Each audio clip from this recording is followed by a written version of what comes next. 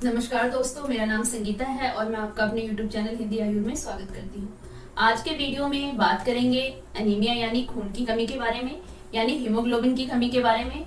देखिए, एनीमिया या जो खून की कमी है वह आमतौर पर छोटे बच्चों में या फिर महिलाओं में यह बीमारी से ठीक होने के बाद हमें दिखाई देती है और इसमें ज्यादातर आयरन प्रिवेंशंस दिए जाते हैं, यानी खून को बढ़ाने वाली दवाइयां दी जाती है, या फिर आपको खाने में जैसे पालक है, बीट है, उसका जूस है, इसको लेने की सलाह दी जाती है। लेकिन अगर आपके शरीर में खून की लेवल को हमेशा ठीक रखना है, एनीमिया से हमेशा के लिए आपको छुटकारा पाना है, तो आपने क्या करना चाहिए, किन बातों का ध्यान रखना चाहिए और क्या क्या सावधानी लेनी चाहिए। आयुर्वेद में इसके बारे में क्या क्या बताया है और आप घरेलू चिकित्सा, घरेलू नुस्खे क्या कर सकते हैं, तो इन सब की जानकारी आज के वीडियो में हम लेंगे। पूरी जानकारी के लिए वीडियो को आखिर तक जरूर देखें। आयुर्वेद शास्त्र में सभी आचार्यों ने अपनी अपनी संहिता में पांडु रोग का वर्णन किया है। जिस बीमारी में त्वचा यानी स्किन का रंग जो है वह हल्के पीले रंग का या सफेद रंग का हो जाता है, उसे पांडु रोग कहा गया है। तो देखिए, आयुर्वेद में सप्त धातु बताए हैं, तो इसमें भी जो खाना हम खाते हैं इसका अच्छी तरह से पाचन होने के बाद जो आहार रस बनता है, तो यह रस सबसे पहला धातु है। इसके बाद उत्पन्न होता है वह रक्त धातु है। तो इस तरह से आगे वाले धातु क्रम से निर्माण होते हैं। अगर ये धातु ठीक से निर्माण नहीं हो रहा है या फिर इसमें कोई विकृति है, कोई बीमारी है, तो उसके लिए कुछ तो कारण जरूर होगा। चरक ऋषि चरक संहिता के सूत्र स्थान का जो 16वां अध्याय है उसमें उन्होंने पांडु रोग का वर्णन किया है। पांडु रोग यानी एनीमिया। तो पांडु रोग का कारण बताते हुए वे कहते हैं कि ऐसी चीजें जो आपके शरीर में पित्त दोष, खास करके पित्त दोष और उसके साथ साथ बाकी दोषों को भी दूषित करके आपके रक्त धातु को दूषित करती है, तो ऐसी चीजें पांडु रोग का कारण हो सकती है। तो ऐसी चीजें कौन सी हैं? अगर आपने खाने में खट्टी चीजें या नमकीन चीजें बहुत ज्यादा हो, या फिर आप बहुत गर्म चीज खाते हैं, गर्म तासीर जिनकी है, गर्म स्वभाव जिनका है, ऐसी चीज अगर खाने में बहुत ज्यादा है, या फिर विरुद्ध आहार यानी कि अपोजिट कॉम्बिनेशन ज्यादा लेते हैं और बार बार लेते हैं, या फिर जो चीजें ले साथ में अनुकूल ना हो, ऐसी चीजें खाने में अगर है, या फिर उड़द की दाल है या फिर तिल है, ये आपके खाने में बहुत ज्यादा है, तो ये आपके पित्त के साथ साथ बाकी दोषों के साथ साथ आपके रक्त को दूषित करती है, यानी रक्त धातु से संबंधित बीमारियां शरीर में ही उत्पन्न कर सकती है। आयुर्वेद आहार विधि कैसा है, या फिर कौन कौन से नियम आपने फॉलो करने हैं, या विरुद्ध आहार कौन सा है, इसके बारे में हमने अलग अलग वीडियोस बनाई हैं। अगर आपको इसकी डिटेल इंफॉर्मेशन चाहिए तो इसकी जो लिंक डिस्क्रिप्शन बॉक्स में है, आप इसे देख सकते हैं। कुछ और भी चीज है जो इस रक्त धातु की विकृतियों का यानी बीमारियों का कारण बन सके, जैसे फिर खून की कमी है।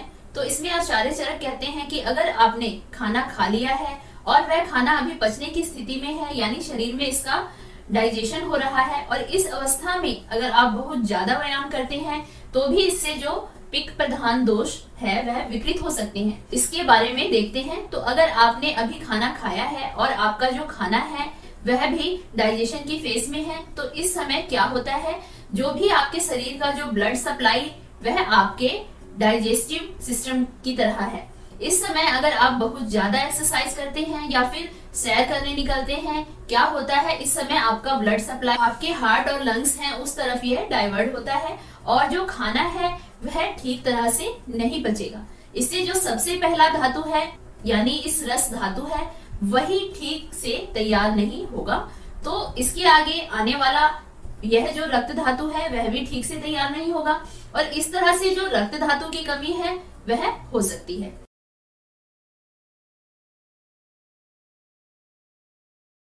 इसके साथ ही जो अगला कारण हो बताते हैं कि वह दिन में सोना, यानी अगर आपको दिन में सोने की आदत है तो भी इससे भी शरीर में जो दोष है वह उनकी जो प्राकृतिक अवस्था है वह बिगड़ सकती है। इसके साथ वो बताते हैं कि पंचकर्म चिकित्सा, यशोधन चिकित्सा के जैसे इसमें वामन है, विरेचन है, शोधन चिकित्सा करते समय अगर इन्हें ठीक से नहीं किया गया तो भी इससे भी शरीर में कुछ बीमारियां हो सकती है। इनको करना भी बहुत सावधानी से और चिकित्सक की सलाह से उनके अंडर गाइडेंस करना जरूरी है। नहीं तो यह पचक्रम है, इसका मिथ्या योग, या फिर अगर यह ठीक से नहीं कराया गया, ये कम या ज्यादा कराया गया, तो भी इससे आपके शरीर में बीमारियां हो सकती है।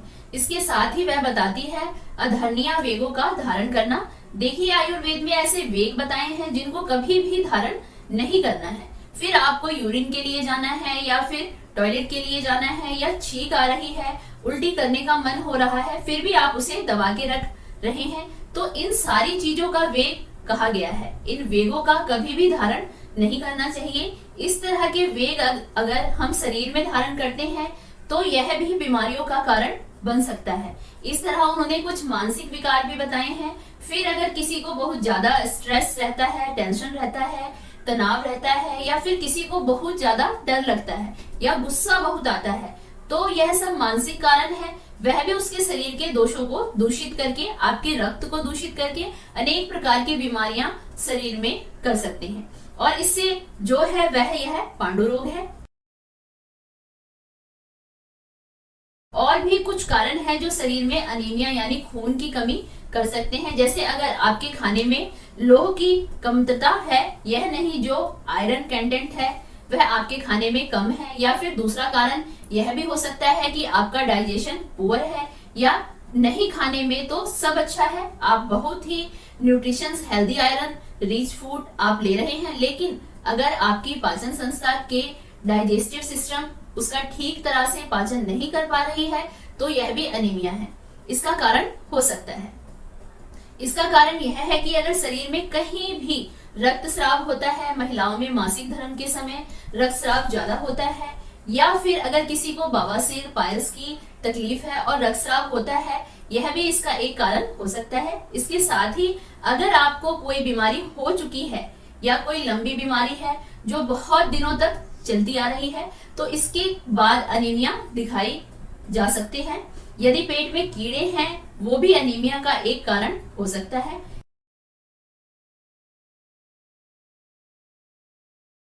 इसके साथ ही चरक ऋषि ने पांडु रोग के सामान्य लक्षण वह भी बताए हैं। तो वह कहते हैं कि अगर आपको शरीर में बहुत दुर्बलता लगती है, आपको थकान बहुत ज्यादा महसूस होती है, या फिर जो पचाने वाला अग्नि है यानी कि जठर अग्नि है वह मंद होता है, इसे अग्नि मांदे कहा गया है, या फिर आपको खाना खाने का बिल्कुल मन नहीं करता, भूख बिल्कुल नहीं लगती, या फिर सांस फूलती है, थोड़ा सा भी अगर आप चलो तो आपको कमजोरी महसूस होती है, या फिर कानों में आवाज आना, यह भी लक्षण हो सकता है, या फिर हल्का हल्का बुखार जैसा, कुछ भी काम करने का मन ना हो, गुस्सा बहुत ज्यादा आना, मन के विरुद्ध अगर कोई बात होती है तो बहुत ही ज्यादा इरिटेशन होना, या बहुत ज्यादा सोने का मन करना, तभी लक्षण पांडु रोग में दिखाई दे सकते हैं। और इन लक्षणों के आधार पर आप तो यह समझ सकते हैं कि आपके शरीर में अनीमिया यानी खून की कमी हो सकती है। आयुर्वेद में जो पांडु रोग है इसके प्रकार भी उन्होंने बताया, इसके टाइप्स क्या हैं यह भी बताए हैं। तो इसमें वात कारण होने वाला, यह पित्त के कारण होने वाला, या कफ के कारण होने वाला, यह तीनों दोषों के कारण होने वाला, या फिर मृद भक्षण जन यानी अगर किसी को मिट्टी खाने की आदत है तो उसके कारण भी शरीर में खून की कमी हो सकती है। या फिर ट्रीटमेंट भी हर एक जो प्रकार है उसकी अलग अलग है।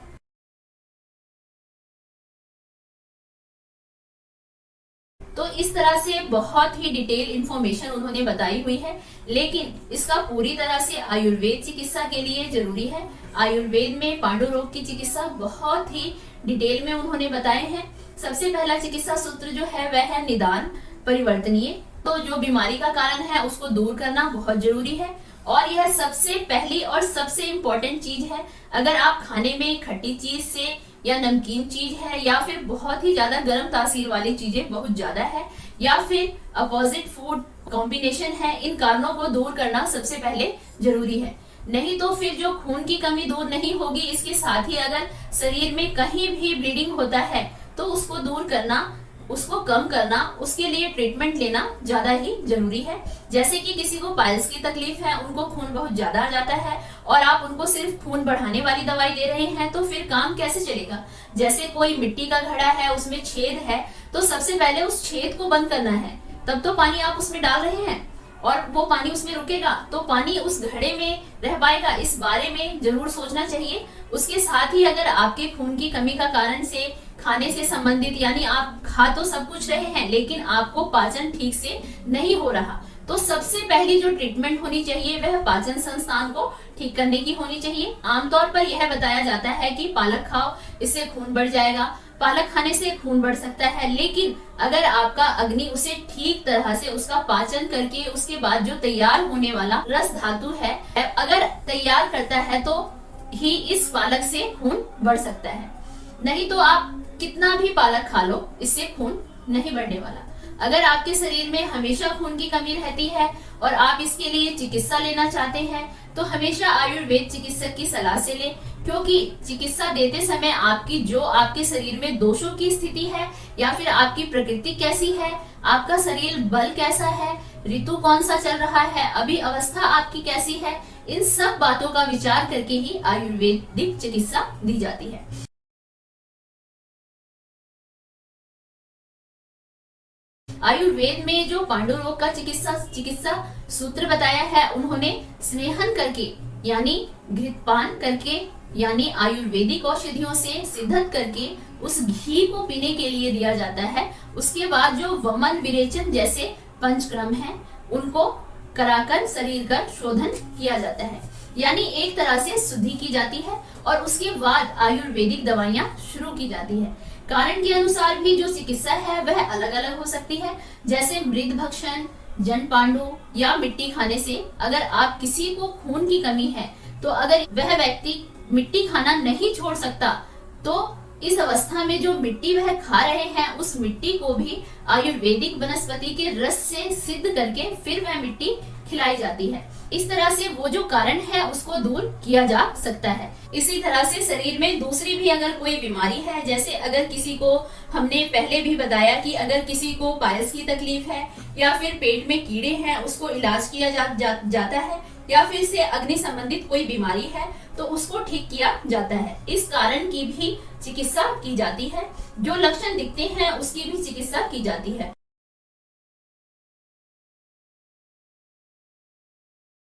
बहुत सारी अलग अलग आयुर्वेदिक दवाइयां या खून की कमी में इस्तेमाल किया जा सकता है, जैसे फिर धात्री लोह है या फिर लोहा श्राव है, पूर्णवादी मंडूर है या फिर मंडूर भस्म है। इस तरह की बहुत सारी मेडिसिन है, लेकिन एक ही मेडिसिन एक ही दोष में सबके लिए सुटेबल नहीं है। हर एक व्यक्ति की अवस्था के अनुसार, उसके कारण के अनुसार, उसकी प्रकृति के अनुसार, दोषों की स्थिति के अनुसार इस मेडिसिन की निश्चित ही जाने की कौन सी मेडिसिन किसके लिए सुटेबल है, यह भी डिसाइड किया जाता है कि यहाँ तक कि दवाई की खुराक भी अलग अलग दी जाती है।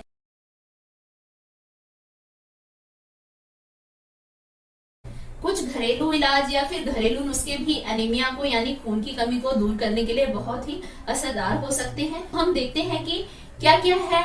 यह सभी चीजें आपको बहुत ही आसानी से मिल जाएंगे, आपके घर में भी होंगे। तो इसका यूज कैसे करना है वह देखते हैं। तो देखिए, यह काला मुनक्का, ये खून की कमी को दूर करने के लिए बहुत ही अच्छा है। इसकी जो 8 से 10 मुनक्के के दाने चाहिए, इनको आपने रात को थोड़े से पानी में इसको भिगोना है और उसके बाद उसके साथ ही काला खजूर, यदि आप 1 से 2 खजूर रात को इसी पानी में आप इसको डाल सकते हैं और सुबह आपने इन दोनों को अच्छी तरह से चबाकर लेना है और जो पानी बचा है उसको भी पीना है। तो यह भी बहुत ही असरदार इलाज हो सकता है।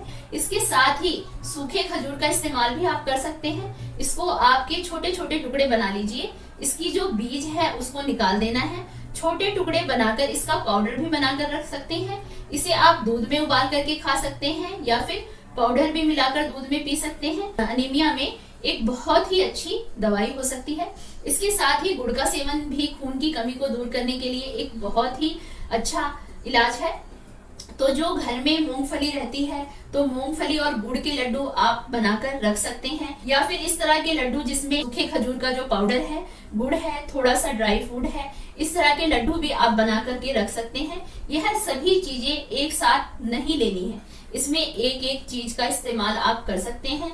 इसके सबसे इम्पोर्टेंट चीज है वह है विटामिन सी। विटामिन सी की विटामिन सी खाने में जो लोह की मात्रा है यानी आयरन की मात्रा है उसके पाचन के लिए बहुत ही ज्यादा जरूरी है। और इसमें जो नींबू है वह एक बहुत अच्छे औषधि हो सकते हैं। नींबू को दाल में मिलाकर या सब्जी में डालकर आप इस्तेमाल कर सकते हैं। इसका इस्तेमाल आपने रेगुलर बेसिस पर रखना है। इसके साथ ही विटामिन सी के लिए आप आंवला या नियमित तौर पर इस्तेमाल कर सकते हैं। अब जब यह फ्रेश मिलता है तो फिर आप इसे ले ही सकते हैं। इसका मुरब्बा, शरबत या कैंडी बनाकर भी आप घर पर रख सकते हैं, नियमित इस्तेमाल कर सकते हैं। अब आपके मन में यह सवाल आएगा कि एनीमिया जैसे हमने पहले कारण बताए, तो उसमें बताया था कि खट्टी चीज है, आपको नहीं खाना है, तो अभी नींबू कैसे चला सकते हैं या खा सकते हैं, आंवला कैसे चल सकता है, तो यह भी आपके मन में सवाल आएगा। तो देखिए, हमने यह नींबू खाने के आपको सलाह दे थोड़ा सा लेना है, क्योंकि कोई भी चीज जब एक्सेस में ली जाती है तभी आपको उसका प्रॉब्लम हो सकता है। आयुर्वेद में षड रसात्मक आहार की बात की गई है। इसमें सभी स्वाद का बैलेंस करना है। इसमें खट्टी चीजें जैसे दही, अचार आदि अवॉइड करना चाहिए। इसके साथ ही और भी कुछ टिप्स फॉलो कर सकते हैं, जैसे अब आप खाना बनाओ तो लोहे के बर्तन आप इस्तेमाल करो। जैसे आप दाल बना रहे हैं, सब्जी बना रहे हैं, तो लोहे की कढ़ाई का यूज कर सकते हैं। अगर आपको बहुत अच्छी तरह से भूख नहीं लगी है और खाना नहीं खाना है, पहले जो खाना आपने खाया है उसका ठीक तरह से पचन होने के बारे में, पूरा डाइजेशन होने के बाद, अच्छी तरह से खुलकर भूख लगने के बाद ही अपनी दूसरी बार खाना खाना चाहिए। और एक चीज है कि अगर आपको भूख बहुत अच्छे से लगी है और फिर भी आप खाना नहीं खा रहे हैं, उपवास कर रहे हैं, तो यह भी नहीं करना है। खाना भी हमें जरूरत से बहुत ज्यादा नहीं खाना है, लेना है, क्योंकि यह भी तो हमारा अग्नि है, जो जाठेर अग्नि है उसको मंद कर सकता है। इससे भी खून की कमी हो सकती है। इस तरह से कुछ छोटी छोटी चीजों का ध्यान रखना है। यदि किसी को मानसिक तनाव है या फिर स्ट्रेस है, बहुत जल्दी आता है या फिर डर लगता है, तो इसको दूर करने के लिए कुछ सिंपल से उपाय आप कर सकते हैं, जैसे प्राणायाम कर सकते हैं या मेडिटेशन, योगा अभ्यास कर सकते हैं, जो वह फॉलो कर सकते हैं। बीमारी के दौरान भी आपने जो पथ का पालन है वह करना है। आपके खान पान के बारे में अच्छे से ध्यान रखना है, पूरी तरह से आराम करना है, और बीमार से ठीक होने के बाद भी जब तक आप पूरी तरह से नॉर्मल स्थिति में नहीं आ जाते हैं, तब तक भी इस पथ का पालन आपने जरूर करना है। तो इस तरह से आज के वीडियो में हमने खून की कमी को दूर करने के क्या क्या कर सकते हैं, किन बातों का ध्यान रख सकते हैं, इस वीडियो में आपको पूरी जानकारी देने की कोशिश की है। आपकी इन बातों पर हमारी इन बातों पर आप अमल जरूर करके देखिए। और अगर आपको यह वीडियो अच्छा लगा तो लाइक, शेयर और सब्सक्राइब कीजिए। फिर मिलेंगे अगले वीडियो में। आयुर्वेद को अपनाएं और स्वस्थ रहें। नमस्कार।